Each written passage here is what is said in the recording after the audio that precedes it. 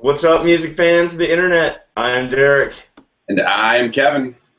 and we're last week's album. We're bringing you two opinions on the best new music, and in this episode, this is part two of our three-part series on our recap of South by Southwest 2015. And in this installment, we're going to be talking about the Yawpers, Songhoy Blues, and Sheer Mag. But before we go any further, we're going to start things off like we always do, drinking a beer. Cheers, Kevin, everyone at home. Cheers, Derek, and everyone at home.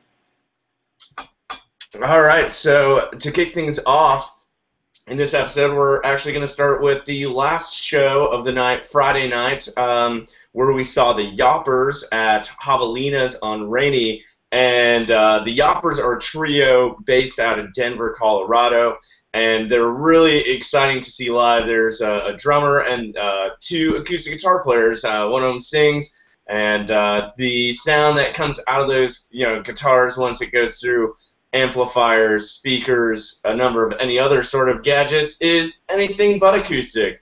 But it still makes for a really good time. And so they released an album back in 2012 called Cat Crusade. Sorry, I jumped into impressions before talking about background. But they're anticipating releasing a new album in summer 2015, tentatively titled American Man. So without giving too much away, Kevin, why don't you tell us what you thought of the Yawpers? Yeah, I prefer to say the Yawpers, although Yawpers. I don't know which is right. You decide how you want to say it. But yeah, I thought this was a great show. Namely, I think the time and place really influenced it. It was a very small venue, and it was 1 a.m. in the morning. And it was that classic 1 a.m. show full of just sweat and beer and rock and roll, and everybody's right up front, and it's like one little family, and everybody's rocking out together. Made it a ton of fun. As you mentioned, Derek, with two acoustic guitars and a drummer, they create some amazing sounds. Well, of course, they're using some pedals and distortion and some vocal wailing as well. But these guys are giving Ryan Bingham a run for his money when it comes to these sort of booze-soaked barn burners. Just very high-energy live set, and made it very hard to fall asleep afterwards. And fun fact, I got a drumstick. What did you think of it, Derek? I thought, yeah, no, that's a great set. I thought it was great. It was a lot of fun. I think they kind of sound like the Avett Brothers mixed with the Black Keys. Just, bluesy Americana rock, kind of punk kind of in there. Just a whole lot of, influences come together in this sound. You're exactly right. It was so intimate of a venue.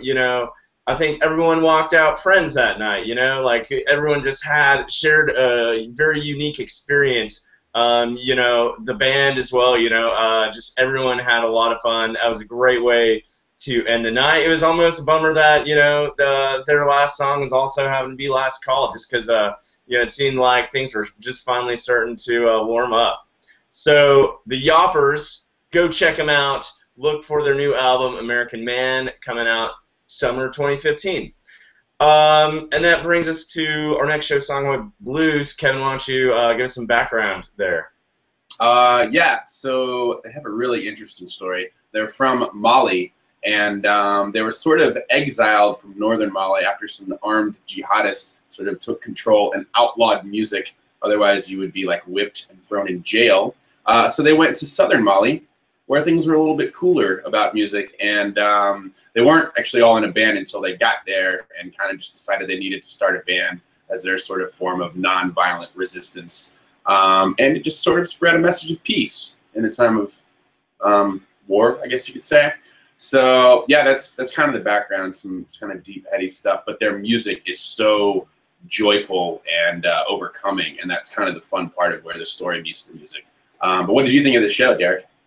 We saw this one 2 in the afternoon at Empire Control Room Saturday afternoon. It was a rainy day, and their set was just exuding positivity, and perseverance. Their story side, there was just a great positive energy throughout the crowd. The music was really interesting, in kind of reading back through them a little bit, they're really trying to blend the traditional songs of their ancestors in with some modern rock, and it's very, you notice it hearing them play. The drum beats are, very unique, very interesting. The guitar playing itself is, it's very different stylistically than we're accustomed to. Less focus on just chords. I don't think we saw power chord until like maybe the last song potentially.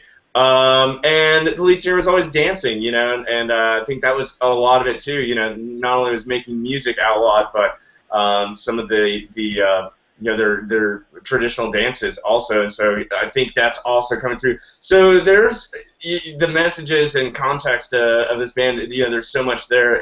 I think that really made it for just really unique, enjoyable, great time and place experience. Yeah, totally. It was lively and exuberant and really positive. And they don't sing in English, but their music sort of translated perfectly. You could feel the joy of them playing their songs in a place where music is welcomed and encouraged. So that was pretty cool to see. So definitely check out their album. It actually just came out not too long ago. It's called Music in Exile by Songhoy Blues. So yeah, Sheer Mag. Sheer Mag is next. We saw them Saturday at 5 p.m. at Beerland, not very far away from Empire Control Room. We didn't venture too far Saturday afternoon, I guess you could say. Sheer Mag, though, is a quintet out of Philadelphia. They have a female lead singer. Two of the members are brothers. And they just released a 4-song EP in September. So, Kevin, if you or I thought their set seemed a little short, it might just be due to, lack of, or, limited material at this point. They're very new. So, yeah, Kevin, why don't you tell us what you thought of the show, what they sound like? Yeah, I didn't think their set was short. I mean, most of your South by sets are 30, 45, occasionally an hour long if they're closing. But no, I didn't feel short at all. I think it felt more like 6, 7 songs instead of maybe. Yeah, I thought so too. But they opened really, really well with their single "What You Want," which was a really great opener, and they just kind of came in strong and kept it coming. A lot of people sort of compare their sound to Thin Lizzy and T-Rex, and I would agree with that. And I think the dark, dingy vibe of Beerland was sort of the perfect setting for their raw sound, and I'm really excited to hear more from what they do with this sort of classic hair metal in a modern context kind of vibe. So what do you think, Derek? Yeah, I thought it, just it was raw energy, I think Beerland definitely added to it. I thought it kind of sounded like B.B. King sitting in with the Ramones, kind of some blues mixed in with, high energy punk. And, maybe being led by Vicky Ramone, if she were to adopt such a moniker.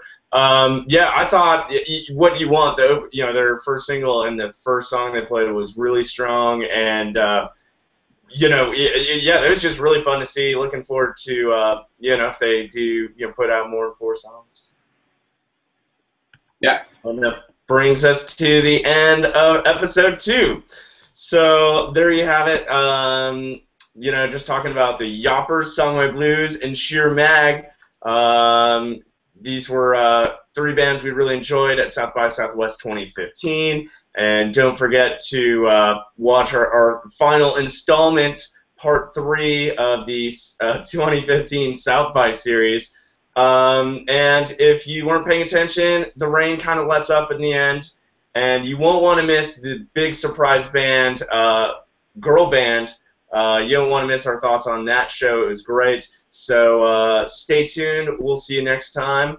Until then, I'm Derek. And I'm Kevin. See you next time, guys.